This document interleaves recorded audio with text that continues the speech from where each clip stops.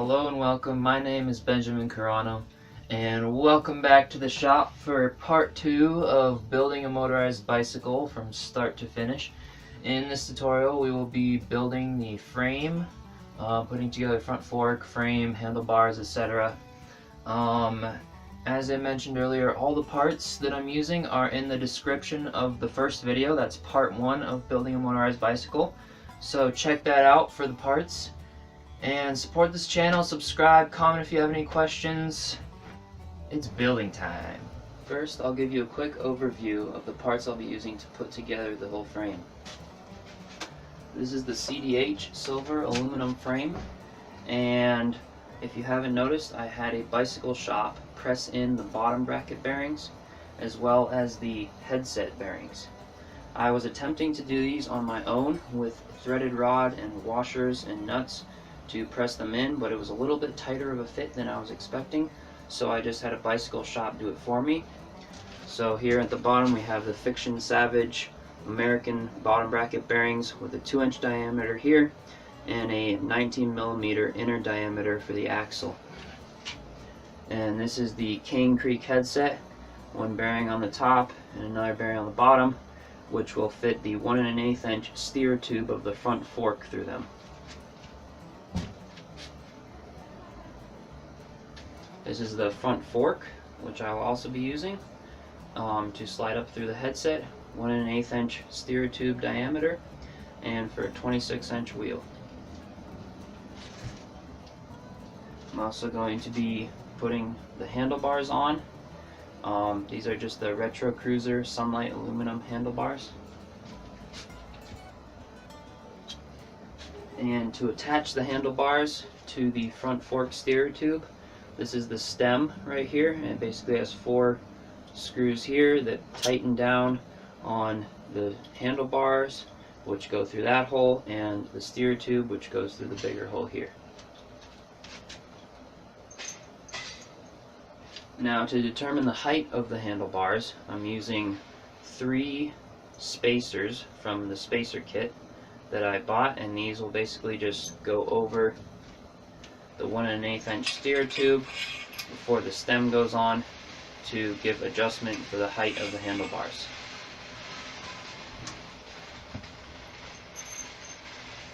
And here is the steer tube cap, which will basically compress inside the end of the steer tube here to plug up this hole and tighten down the headset when it's all put together. So with that, let's put everything together.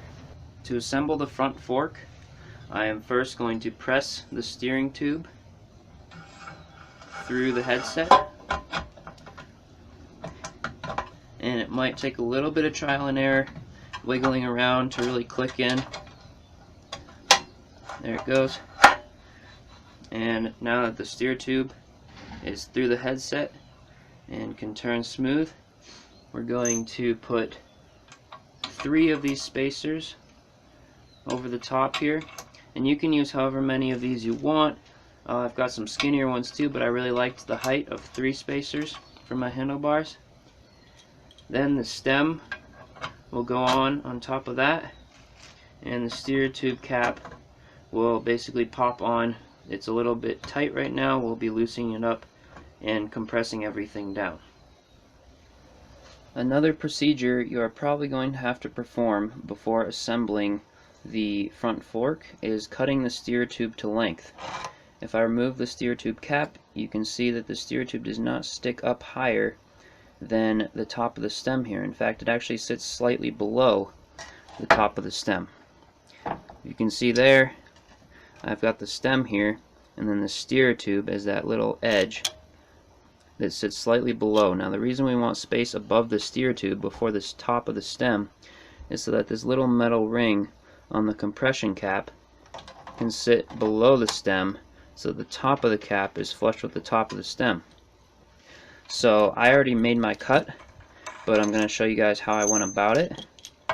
If I take the spacers out and pretend my tube is sticking up from the top of the stem here, what I'm going to do is take a pencil and make a mark right at the top where the stem meets the steer tube. Then I'm going to remove the stem, take the pencil and make another mark just below the upper one, about an 1/8 of an inch down from the top mark here. And then I'm going to make a cut on that second line just below. I used a metal hacksaw to cut that, and I just clamped the tube down to make the cut. So my cut was obviously up here. After you make the cut, you'll just assemble everything back the way I showed you before, and you should have the steer tube sitting just below the top of the stem, so that when the steer tube cap goes on, the top of the cap is exactly flush and you don't see it sticking up like this. So now that that's all flush, everything's loose, don't tighten anything. I'm going to show you guys right now how to tighten this all up and put the handlebars in. Before I tighten any of the screws on the stem, I'm going to first properly install the steer tube cap. The steer tube cap I'm using is a compression steer tube cap, which means when you tighten a screw inside, these metal plates that are grip textured will expand, pressing out on the inside of the tube to keep it in place. Another kind of steer tube cap is a star nut steer tube cap, and this is what it looks like. We have the cap right here, and how this works is you unscrew the bottom, which is basically like a star nut. It's got a bunch of little metal fringes coming out from each side. You're going to unscrew this part, and this basically pounds down in to the steer tube hole and won't come out. And then we'll tighten this, which will basically lower this cap and clamp everything together. But I don't like the way that this pounds down in, because it can kind of wreck your steer tube a little bit if you ever wanted to take it out. So I'm using a compression cap, and the way that this one works is I'm going to unscrew this top cap. There's an Allen key right here. It's already pretty loose, but this screw basically comes out, and this is the cap part, which will basically lower by tightening this screw to clamp everything in place. And the reason we want to clamp everything in place is these spacers are just all spinny, everything's loose right now. If we don't push a bunch of pressure on the top of this, it's going to stay that way. So now I'll show you how we're going to install this. Once you remove the top, there's going to be another Allen head screw down in there, which is one size bigger than the top one. Now this screw is the one that gets loosened and tightened to determine how much it compresses on the outside of the tube. So first, this will get inserted into the center of the steer tube without the cap on it, and the Allen key in the middle will basically get tightened, which brings the little metal edges out to expand and grab the steer tube. It's just starting to grab right now, and when that's done, I'm going to take the cap, and while keeping everything loose here, I'm going to tighten the cap one size smaller.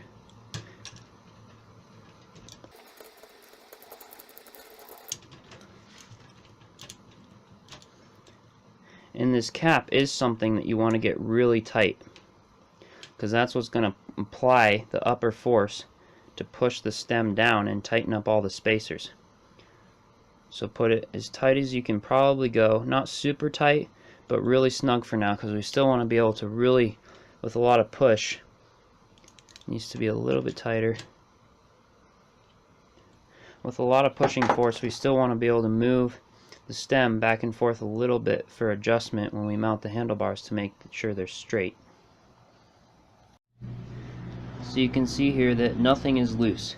I can no longer turn the spacers or wiggle anything up and down, but I still have a tiny bit of give room if I hold the fork still to move the stem back and forth just a tiny bit if I need to adjust the handlebars. And then after the handlebars are adjusted, that's when we crank down on this Allen screw as tight as we can get it before we tighten the 2 screws on the side here, which clamps this to the top of the steer tube. Now to mount the handlebars, we're going to first remove the 4 screws holding this plate on the front of the stem.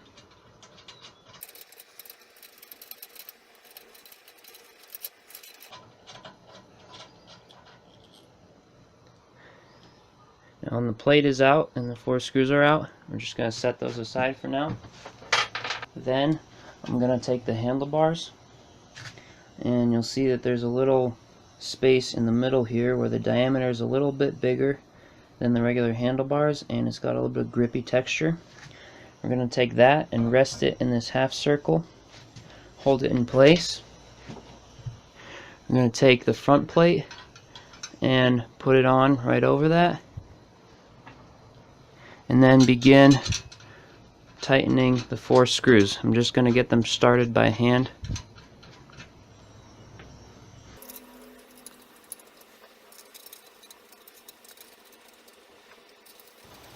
Once all the screws are hand tightened, we're going to take the handlebars and position them about where we want them to be, making sure that the grippy spot in the middle is centered. And we're going to take an Allen key and begin tightening them. And make sure you tighten them very evenly. I'm going in a crisscross pattern here. The top, then the bottom one across, then I'm going to go to the top, and then the bottom one across from that one. And this will make sure everything is a very even pressure. Now when you get them snug enough to hold the handlebars in place, that's when I'm going to make sure everything is super centered. Make sure I want to make little fine adjustments. Put them about where they need to be. I can always adjust them a little bit later when I get the seat on so that they're comfortable. But that's about where I want them. So now I'm going to go ahead and really tighten each one of these Allen screws.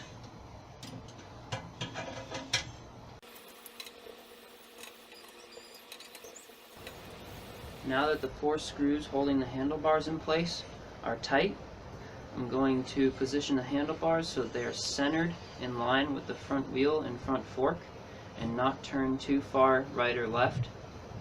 So to do that, I'm going to be temporarily installing the front wheel to give me a longer straight line to look down, as well as the horizontal line of the handlebars to make it a right angle. So I'm just going to rest this front wheel in there for now. I'm not going to tighten it down or put a skewer in there or anything.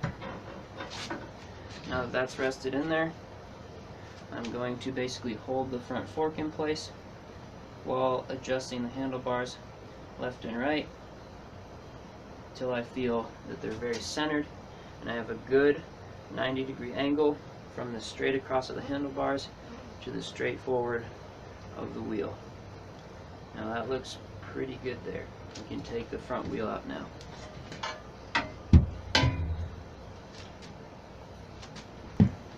Once everything is centered, I'm going to now tighten the Allen screws on the sides of the stem to clamp it to the steer tube.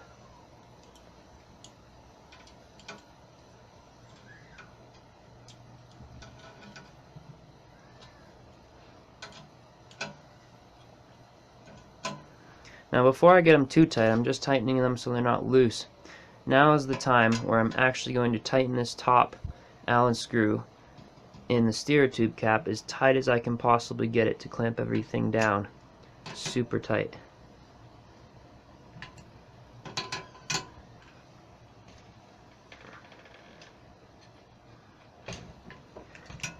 Now once that's really tight, we can do the ones on the sides.